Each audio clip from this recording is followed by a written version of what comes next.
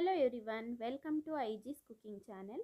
ಈ ಒಂದು ವಿಡಿಯೋದಲ್ಲಿ ನಾವು 1 ಕಪ್ ಹುರಿಗಡಲೆಯನ್ನು ಉಪಯೋಗಿಸಿಕೊಂಡು ರುಚಿಯಾದಂತಹ ಹಾಲ್ಕೋವವನ್ನು ಯಾವ ರೀತಿಯಾಗಿ ಮಾಡ್ಕೊಳ್ಳೋದು ಅಂತ ಈ ಒಂದು ವಿಡಿಯೋದಲ್ಲಿ ನೋಡೋಣ. ನೋಡಿ, ಈ ರೀತಿ ತುಂಬ ರುಚಿಯಾಗಿರುವಂತಹ ಹಾಲ್ಕೋವನ್ನು ನಾವು ಮನೆಯಲ್ಲೇ ಮಾಡ್ಕೊಳ್ಬಹುದು. ನಾವು ತುಂಬ ಚಿಕ್ಕವರಿದ್ದಾಗ ಈ ರೀತಿ ಸ್ವೀಟನ್ನು ತಿಂದಿರ್ತೀವಿ. ಇವತ್ತಿನ ಒಂದು ವಿಡಿಯೋದಲ್ಲಿ ನಾನು ಮೈದಾ ಉಪಯೋಗಿಸ್ತಾ ಇಲ್ಲ, ಇದನ್ನು ಬದಲಾಗಿ 1 ಕಪ್ ಹುರಿಗಡಲೆಯನ್ನು ಉಪಯೋಗಿಸ್ಕೊಂಡು ಈ ಸ್ವೀಟನ್ನು ಮಾಡಿ ತೋರಿಸ್ತಾ ಇದ್ದೀನಿ. ತುಂಬಾ ಚೆನ್ನಾಗಿ ಬಂದಿತ್ತು. ಬನ್ನಿ ಮಾಡೋಣ. ಅದಕ್ಕಿಂತ ಮುಂಚೆ ಇನ್ನೂ ಚಾನಲ್ ಸಬ್ಸ್ಕ್ರೈಬ್ ಮಾಡದೆ ನೋಡ್ತಾ ಇದ್ದರೆ ದಯವಿಟ್ಟು ಸಬ್ಸ್ಕ್ರೈಬ್ ಮಾಡಿಕೊಂಡು ಸಪೋರ್ಟ್ ಮಾಡಿ. ಇದನ್ನು ಮಾಡುವಂತಹ ವಿಧಾನವನ್ನು ನೋಡೋದಾದರೆ, ಒಂದು ಮಿಕ್ಸಿ ಜಾರನ್ನು ತಗೊಂಡು ನೋಡಿ 1 ಕಪ್ ಹುರಿಗಡಲೆಯನ್ನು ಹಾಕ್ಕೊಳ್ತಾ ಇದ್ದೀನಿ.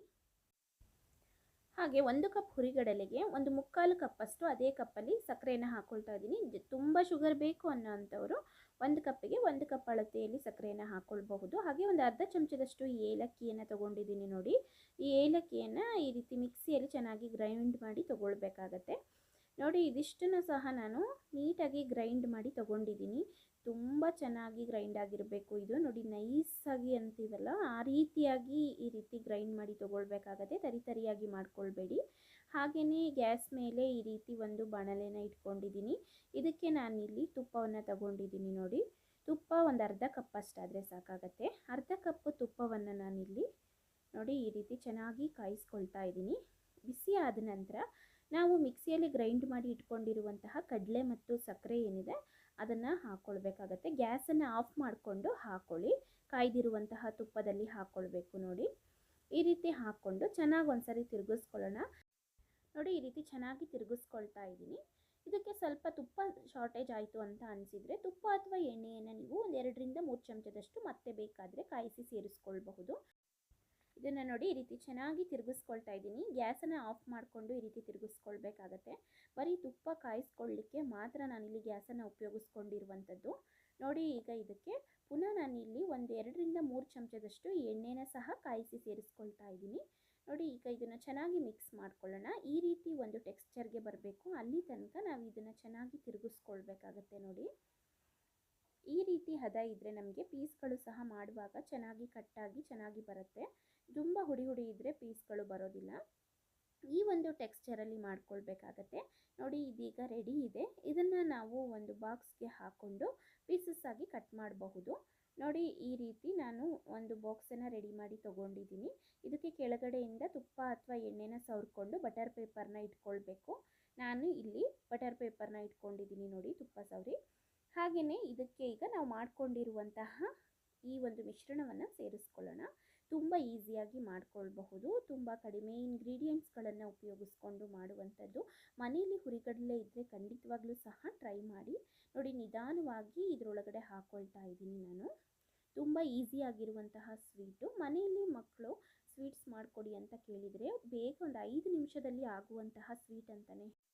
ಈಗ ಈ ರೀತಿ ಹಾಕೊಂಡ ನಂತರ ಇದನ್ನು ನೀಟಾಗಿ ಪ್ರೆಸ್ ಮಾಡಿ ಸೆಟ್ ಮಾಡ್ಕೊಳ್ಬೇಕಾಗತ್ತೆ. ನೋಡಿ, ಗಟ್ಟಿಯಾಗಿ ಪ್ರೆಸ್ ಮಾಡಿ ಸೆಟ್ ಮಾಡ್ಕೊಳ್ಬೇಕು. ಇಲ್ಲಾಂದರೆ ಪೀಸಸ್ಸು ಕಟ್ ಮಾಡುವಾಗ ಬರೋದಿಲ್ಲ. ಹಾಗಾಗಿ ನಾನು ಈ ರೀತಿ ಪ್ರೆಸ್ ಮಾಡಿ ಇದನ್ನು ಗಟ್ಟಿಯಾಗಿ ಪ್ರೆಸ್ ಮಾಡಿ ಸೆಟ್ ಮಾಡ್ಕೊಳ್ತಾ ಇದ್ದೀನಿ. ಈ ರೀತಿ ಮಾಡೋದ್ರಿಂದ ನಾವು ಕಟ್ ಮಾಡುವಾಗ ಪೀಸ್ಗಳು ಸಹ ತುಂಬ ಚೆನ್ನಾಗಿ ಬರುತ್ತೆ. ಇದನ್ನು ಫ್ರಿಜ್ಜಲ್ಲಿ 1 ಅವರ್ ಇಟ್ಟು ನಂತರ ಇದನ್ನು ನಾವು ತೆಗಿಬೋದು. ಅಥವಾ ಹೊರಗಡೆನೇ ಇಡೋದಾದರೆ ಒಂದು 2 ಅವರ್ ಇಟ್ಟುಬಿಟ್ಟು ಕಂಪ್ಲೀಟಾಗಿ ಇದು ಕೂಲ್ ಆದ ನಂತರ ತೆಗೆದು ತಿನ್ಬಹುದು. ನೋಡಿ, ಇದನ್ನ ಈಗಲೇ ಬೇಕಾದರೆ ಕಟ್ ಮಾಡಿ ಇಟ್ಕೊಳ್ಬಹುದು ನಾವು ಪೀಸಸ್ ಆಗಿ. ನೋಡಿ, ತುಂಬಾ ಚೆನ್ನಾಗಿ ಸೆಟ್ ಮಾಡ್ಕೊಂಡಿದ್ದೀನಿ. ಇದೇ ರೀತಿಯಲ್ಲಿ ಮಾಡ್ಕೊಳ್ಳಿ. ತುಂಬ ಬೇಗ ಮಾಡ್ಕೊಳ್ಬೋದು. ನಾವು ಚಿಕ್ಕವರಿದ್ದಾಗ ಸಾಮಾನ್ಯವಾಗಿ ಹಾಲ್ಕೋವವನ್ನು ಎಲ್ಲರೂ ಸಹ ತಿಂದಿರ್ತೀವಿ. ನೋಡಿ, ಅದೇ ರೀತಿಯ ಹಾಲ್ಕೋವವನ್ನು ನಾನು ಹುರಿಗಡಲೆಯನ್ನು ಉಪಯೋಗಿಸಿ ತೋರಿಸ್ಕೊಡ್ತಾ ಇದ್ದೀನಿ. ಇದನ್ನು ಸಾಮಾನ್ಯವಾಗಿ ಮೈದಾದಲ್ಲೂ ಸಹ ಮಾಡ್ಕೊಳ್ತೀವಿ ನಾವು. ನೋಡಿ, ಮೈದಾ ಹಿಟ್ಟಿನ ಹಾಲ್ಕೋವಾಗಿಂತನೂ ಈ ರೀತಿ ಹುರಿಗಡಲೆಯನ್ನು ಉಪಯೋಗಿಸಿ ಒಂದ್ಸರಿ ಹಾಲ್ಕೋವನ್ನು ಟ್ರೈ ಮಾಡಿ. ತುಂಬಾ ಚೆನ್ನಾಗಿ ಬಂದಿತ್ತು. ಹಾಗೆಯೇ ತುಂಬ ಕಡಿಮೆ ಸಮಯ ಹಾಗೆ ಕಡಿಮೆ ಬಡ್ಜೆಟಲ್ಲಿ ಮಾಡುವಂತಹ ಒಂದು ಸ್ವೀಟ್ ರೆಸಿಪಿ ಈ ಒಂದು ಹಾಲ್ಕೋವಾ. ಇದಕ್ಕೆ ಹುರಿಗಡಲೆ ಹಾಗೆಯೇ ಸಕ್ಕರೆ, ಅದ್ರ ಜೊತೆಗೆ ಒಂದು ಅರ್ಧ ಕಪ್ ತುಪ್ಪ ಅಥವಾ ಎಣ್ಣೆ ಇದ್ದರೆ ಈ ಒಂದು ಸ್ವೀಟನ್ನು ರೆಡಿ ಮಾಡ್ಕೊಳ್ಬಹುದು. ನೋಡಿ, ತುಂಬ ಚೆನ್ನಾಗಿ ಬಂದಿತ್ತು. ಈ ರೀತಿ ಕಟ್ ಮಾಡಿಕೊಂಡು ಇದನ್ನು 1 ಅವರ್ ಫ್ರಿಜ್ಜಲ್ಲಿ ಇಟ್ಕೊಂಡಿದ್ದೆ. ನೋಡಿ, ಫ್ರಿಜ್ ಇಲ್ಲ ಅನ್ನೋ ಅಂಥವರು ಒಂದು 2 ಅವರ್ ಹೊರಗಡೆ ಕೂಲ್ ಆಗೋಕ್ಕೆ ಬಿಟ್ಬಿಟ್ಟು ಕಂಪ್ಲೀಟಾಗಿ ಇದನ್ನು ಈ ರೀತಿಯಲ್ಲಿ ಕಟ್ ಮಾಡಿರುವಂಥದ್ದನ್ನು ನಾವು ಬಿಡಿಸಿ ತಗೊಳ್ಬೇಕಾಗತ್ತೆ. ನೋಡಿ, ನಿಧಾನವಾಗಿ ಬಟರ್ ಪೇಪರನ್ನು ರಿಮೂವ್ ಮಾಡ್ಕೊಳ್ಬೇಕು.